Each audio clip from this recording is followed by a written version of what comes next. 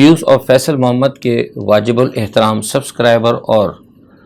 Viewers کی خدمت میں فیصل محمد کا سلام عرض ہے۔ آج کا ویلاگ اہم ہے پاکستان کے حوالے سے بھی اور بین الاقوامی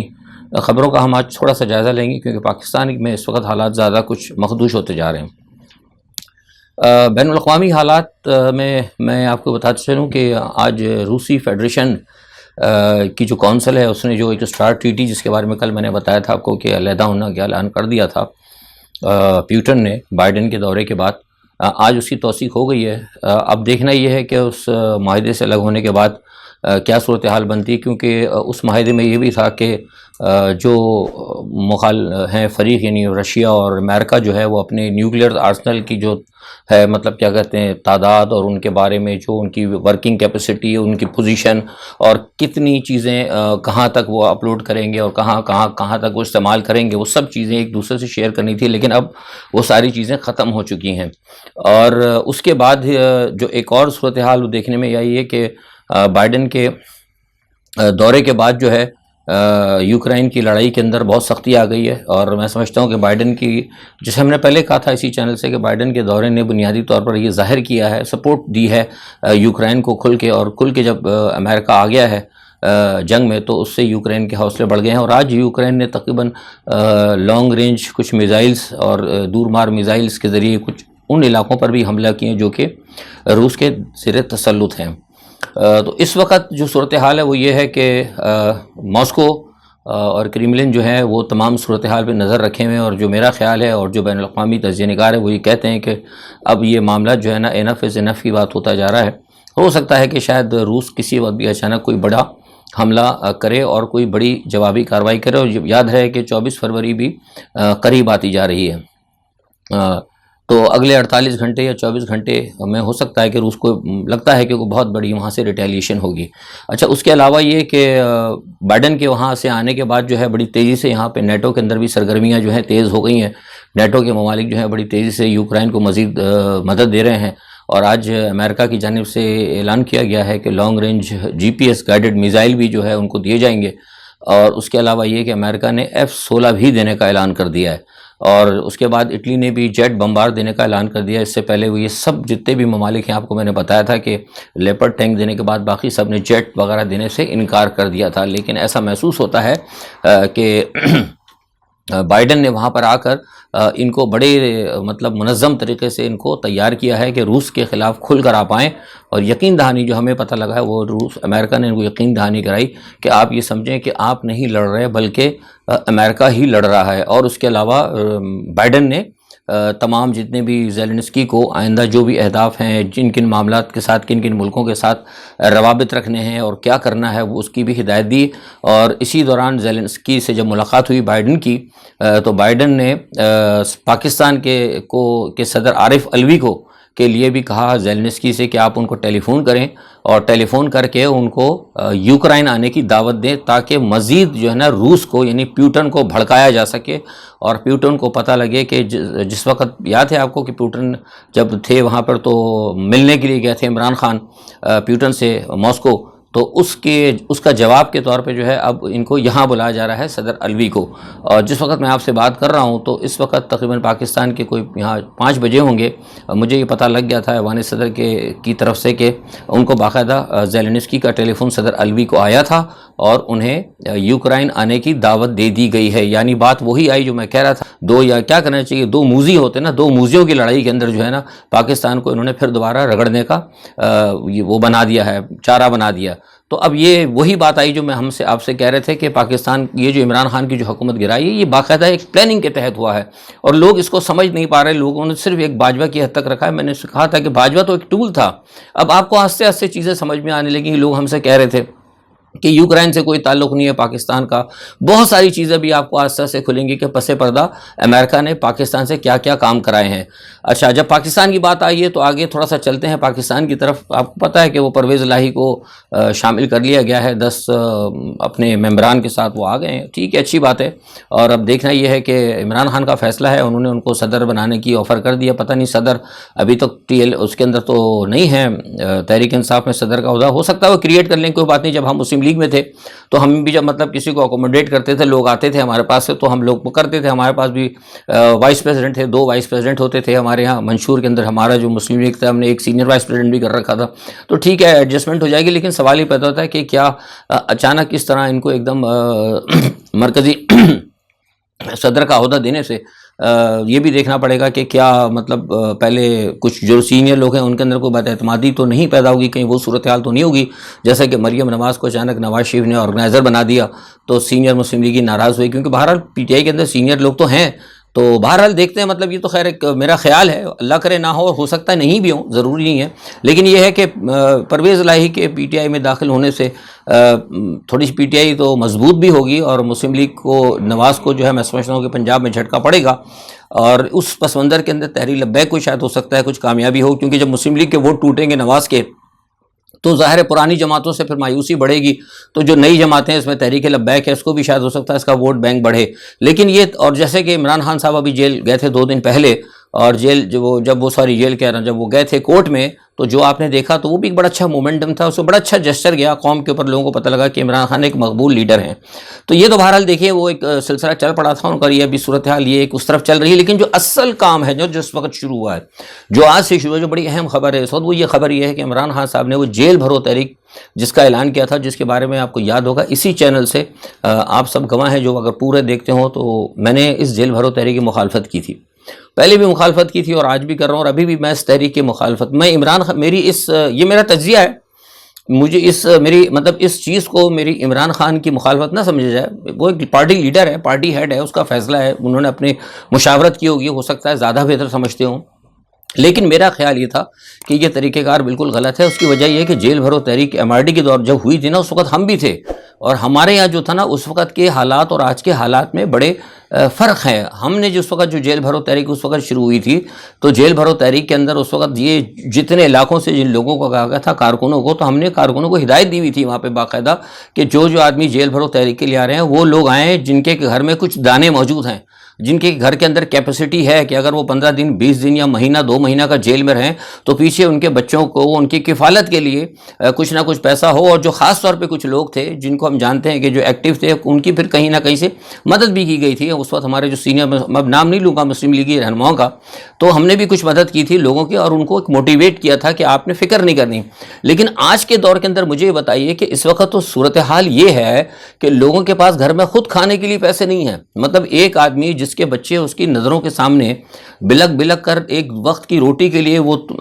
جان دے رہے ہیں، لوگ جا کے خودکشیاں کر رہے ہیں، ایسی صورت کے اندر آدمی کو تو یہ فکر ہوگی کہ میں کہیں سے آدھی روٹی مجھے میسر ہو جائے. وہ اپنے بچوں کو، اپنی بیوی کو، اپنے گھر والوں کو روتا ہوا چھوڑ کر بھوک میں، اور وہ چلا جائے جیل، اور گھر والوں کے پاس بھی اتنا پیسہ نہ ہو کہ آ کے اس کو دیکھ سکے. تو یہ جو ہے نا صورتحال آج کی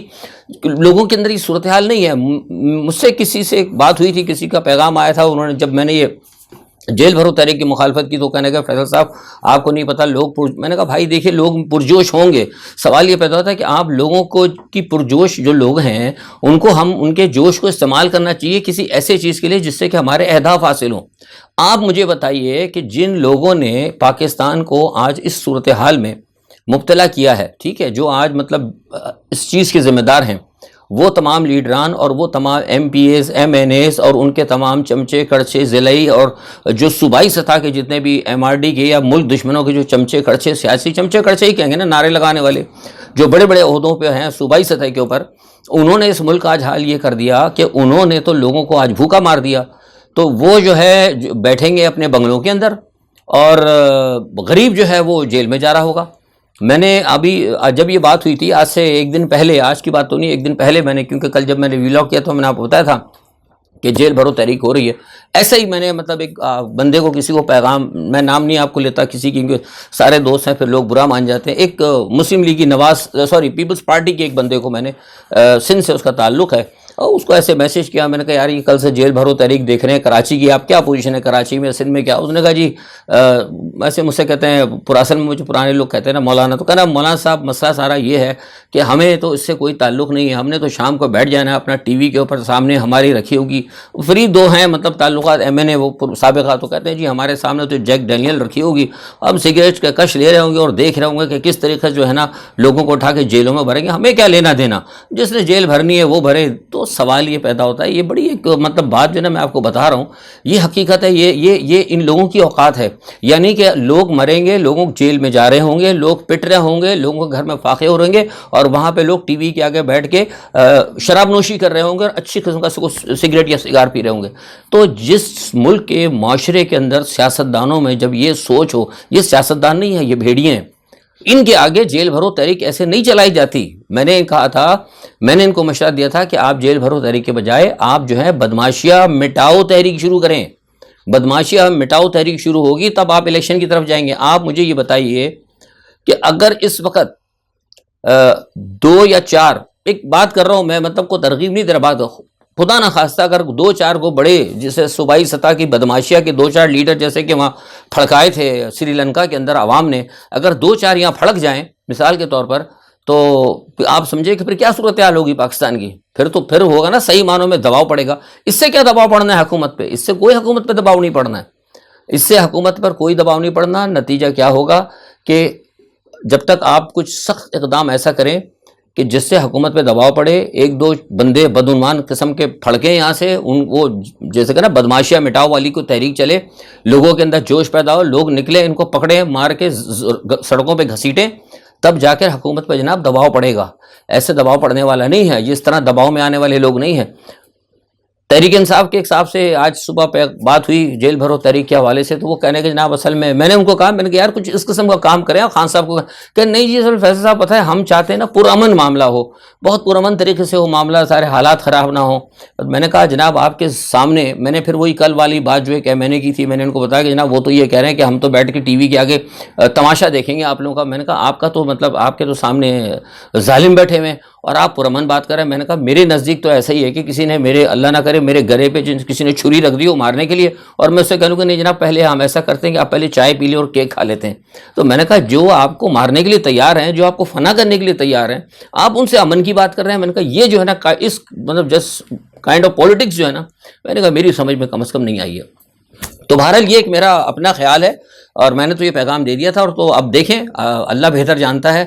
یہ تحریک کیسے کامیاب ہوگی. لیکن مجھے بہرحال اس تحریک پہ روز اول سے تحفظ تھے، اور کس وجہ سے تحفظات ہیں وہ میں نے آپ کو بتا دی کہ لوگ پریشان ہیں، لوگ بھوکے ہیں. بھوکا آدمی تو ویسے ہی پریشان ہوتا ہے، وہ جیل جا کر کیا کرے گا؟ بھوکا جو کہتے ہیں نا بھوک تو اللہ معاف کرے، ایک ایسی چیز ہے جس کے لیے تو کہا گیا کہ نماز میں تک کہا ہے کہ اگر آپ کے پاس اگر روٹی نہ ہو اور آپ خالی پیٹ ہو تو آپ نماز کے لیے نہ جائیں، نماز پہ کھڑے نہ ہو. تو آپ مطلب وہ بھوک جیل بھرو تحریک لے کے جا رہے ہیں. تو الیکشن مجھے نہیں لگتا، دباؤ آنا چاہیے، زبردست قسم کا دباؤ آنا چاہیے. اور آج آپ دیکھ لیں کہ آپ جیل بھرو تحریک کر رہے ہیں، سب کچھ کر رہے ہیں، اور ادھر سے جیسے ہم نے بھی امریکہ کا دباؤ آپ کو بتایا کہ استاد الوی کو کہا جا رہا ہے کہ آپ جائیں. بہرحال دیکھیں کیا ہوتا ہے. 9 تاریخ کو استاد الوی صاحب نے وہ بھی کہہ دیا ہے الیکشن کے لیے تاریخوں کے لیے. اور سننے میں یہ ہے کہ اپنا جو آپ کا جو ہے الیکشن کمیشن انہوں نے کیا کہتے ہیں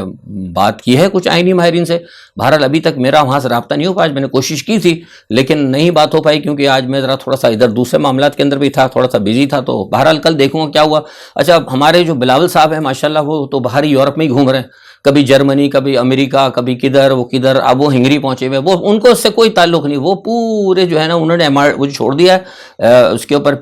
پی ڈی ایم کے اوپر، اور خود جو ہے نا وہ اپنی لابنگ کر رہے ہیں مغرب کے اندر کہ آئندہ کے لیے وہ اپنی وہ مضبوط کر رہے ہیں پورے مغربی ملکوں میں، جرمنی میں ادھر ادھر جا کے بحثیت کہ آئندہ پرائم منسٹر میں بنوں. ان کی جو ہے نا وہ پوری اپنی لابنگ کر رہے ہیں. خواجہ آصف صاحب جو ہیں وہ افغانستان پہنچے ہوئے اور وہاں جا کے انہوں نے بات کی اور سننے میں آیا کہ افغانستان والے تو کہہ رہے ہیں کہ پہلے ہمارے قیدی چھوڑو. تو اب یہ ایک اور ہے. اچھا ایک اور جو اہم خبر ہے وہ ہے بارکھان.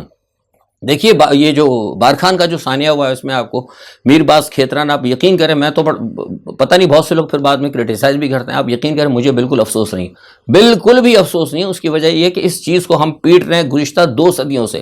میں گزشتہ 2 صدی سے میں نے کہا نا کہ میں نے پاکستان کی سیاست اس لیے چھوڑی تھی کہ پاکستان کی سیاست میں بدماشی ہے، سارے کے سارے وڈیرے جاگیردار بدماش. آپ یقین کریں میں نے سندھ کے اندر خود جب میں مسلم لیگ میں تھا میں نے سندھ کے اندر اپنے دوستوں کی گھروں کے اوطاقوں کے اندر اوطاقوں کے ساتھ میں نے جیل دیکھی ہے. میں نے تمام بلوچستان کے اندر لوگوں کی جیلیں دیکھی، حکومت کو بھی بتایا، سب کو بتایا، لیکن یہ لوگ نہیں کوئی ماننے کے لیے تیار ہوتا. اس کی وجہ یہ ہے میں نے آپ کو پہلے کہا نا کہ یہ جو جاگیردار سیاستدان ہیں نا یہ سب سے بڑے بدماش ہیں. ان کی اتنی اپروچ ہے آپ سوچ نہیں سکتے. آپ لوگ صرف کہتے ہیں نا کہ اسٹیبلشمنٹ بھی ان کے ساتھ مجبور ہو جاتی ہے، اس لیے کہ ان کے اوپر جو 20 22 25 خاندان ہیں نا اس ملک کے بڑے بڑے جاگیردار، ان کے اوپر مغرب کا پورا ہاتھ ہے. ان کے ہر معاملات کے اندر ان کے سارے بیوی بچوں کے پاس پورے جتنا ٹبر ہم کہتے ہیں نا وہ پنجابی کے اندر ٹبر کی سب کے پاس امریکن نیشنلٹیز ہیں، سب کی دولت باہر ہے، سب باہر سے لیتے ہیں اور بڑے سوچ سمجھ کے انہوں نے اپنے معاملات کو سیٹ کیا ہوا ہے۔ تو یہ تو میں نے آپ سے کہا نا کہ شروع میں کہہ رہا تھا کہ بھائی آپ ایک لینڈ ریفارم ایکٹ لے کر آئیں، ان جاگیرداروں سے زمینیں چھینیں، سب سے پہلے ان کے خلاف آپ کریں، بدعنوانوں کو چھوڑ دیں۔ اصل میں تو بدماش یہ ہیں، بدعنوانی کی ترغیب دینے والے، ظلم کی ترغیب دینے والے یہ سیاستدان ہیں۔ اگر ان سیاستدانوں کے خلاف ایک دفعہ قوم اگر اٹھ کے کھڑی ہو گئی اور ایک دفعہ ان کے اوپر رندہ پھیر دیا گیا نا صحیح طریقے سے، تو اسٹیبلشمنٹ خود بخود ہی صحیح ہو جائے گی، کیونکہ اسٹیبلشمنٹ کو تو پھر آگے امریکہ کے پیچھے ہے نا، جب اسٹیبلشمنٹ کہے گی کہ جناب اب تو قوم ہمارے آگے کھڑی ہو گئی، ہم کیسے آپ کے چمچوں کو، زرداری صاحب کو یا نواز شریف صاحب کو یا کھیتران کو یا بارکزئی کو اور یا اچکزئی کو ہم کیسے اب وہ کریں، اب ان کی حفاظت کریں یا اپنے ریاست کی حفاظت کریں؟ تو ایک ایسا ٹائم جب آئے گا تب جا کے معاملات درست ہوں گے نا، ادروائز یہ سلسلہ سدھرنے والا نہیں ہے۔ اچھا، شہباز شریف صاحب نے مزیدار بات کی، وہ کہنے لگے جی آئی ایم ایف سے معاہدہ جو آئے گا مزید مہنگائی ہو جائے گی۔ بھائی کو مجھے یہ سمجھا دیں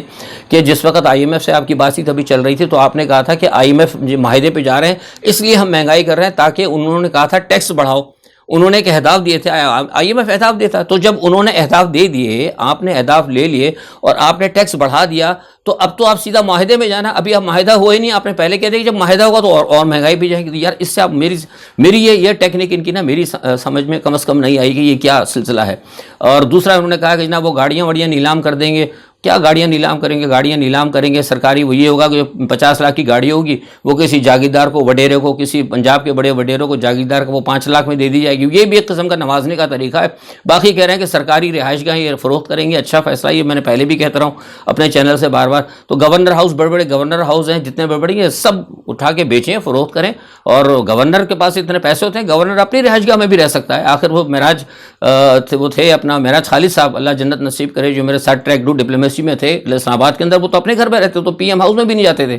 تو سب کھاتے پیتے لوگ ہیں، اس کرم کریں۔ دوسری سب سے بڑی بات ہے کہ جو آپ نے کابینہ بنا رکھی ہے 80 81 82 ان سب کو کابینہ کو ہٹائیں، ایک ہنگامی کابینہ بنائیں 10-15 لوگوں کی اور اپنا کام چلائیں، ایسی چیز کریں کہ جس سے کوئی معاملہ چلے۔ دوسرا، تحریک لبیک نے مہنگائی کے خلاف سڑکوں پہ آنے کا اعلان کیا ہے۔ میرا تو خیال یہ ہے کہ یہ جیل بھرو تحریک کی طرح یہ بھی ایک بے وقوفانہ فیصلہ ہے۔ میری تو مطلب جس وقت وہ ان کے والد صاحب تھے اس وقت تو بات تھی میری، لیکن ان سے تو میری کبھی بات نہیں ہو پائی ہے، لیکن میرا کسی دوست کے ذریعے پیغام ان کو پہنچا دوں گا تحریک لبیک والوں کے قائد صاحب کو کہ بھائی آپ یہ نا مہنگائی کے خلاف نہ کریں۔ مہنگائی تو آ رہی ہے ساری دنیا کے اندر، مہنگائی آ رہی ہے اس لیے کہ آپ نے اپنے ملک کے اندر سارے کارخانے بند کر دیے، زرعی ملک تھا، آپ نے زراعت ساری ختم کر دی ہے، زراعت کے معاملات کو درست کریں۔ لیکن سب سے پہلے اس وقت جو کوشش کریں تحریک لبیک، وہ یہ کوشش کریں کہ الیکشن ہو جائیں، الیکشن جتنی جلدی ہو جائیں گے، آئین کے تحت جو اس وقت آئین کی خلاف ورزی ہو رہی ہے اس کو تحریک لبیک روکنے میں اپنا کردار ادا کرے۔ اگر اس حوالے سے اگر وہ عمران خان کے ساتھ جاتے ہیں، جس کے ساتھ جائیں، لیکن پہلے کوشش یہ کرے تحریک لبیک کے ملک کے اندر صاف و شفاف انتخابات ہوں، تاکہ تحریک لبیک کو بھی موقع ملے وہ آئے اور آ کے لوگوں کی خدمت کرے، اور دونوں مل کے یہ عمران خان جو بھی حالات جس طرح اپنے طور پہ درست کر سکتے ہیں وہ درست کریں۔ دیکھتے ہیں کیا ہوتا ہے۔ آج کے لیے اتنا ہی، اپنا بہت خیال رکھیے گا، اللہ حافظ۔